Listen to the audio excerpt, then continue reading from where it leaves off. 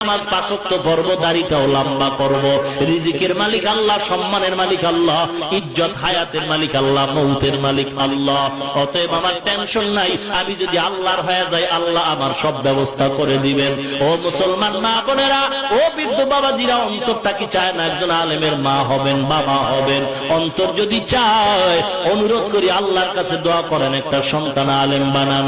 গত বছর নভেম্বর মাসের 6 তারিখ হজের থেকে আইসা সিলেটে বয়ান করলাম। 6 তারিখে বয়ান করতেছি, সিলেটের রানিং ওসি সাহেব মাদ্রাসায় ঢুকলো, অপেক্ষা করে বিশ্রাম করতেছিলাম। ওসি গিয়া দুইকে আমার হাত ধরে কাঁদতেছে। প্রিন্সিপাল কয়, হুজুর এই লোকটা এই বর্তমান থানার ওসি রানিং, এখন সে কাঁদতেছে, দোয়া চাওয়ার জন্য আসছে। বললাম, ভাইজান আপনার মনে কি আফসোস? টাকার অভাব, বাড়ির অভাব? কয় না, ওসি হওয়ার পরে টাকা বাড়ি গাড়ির কোনো অভাব আমার হয় নাই, একটা জিনিসের অভাব হয়েছিল।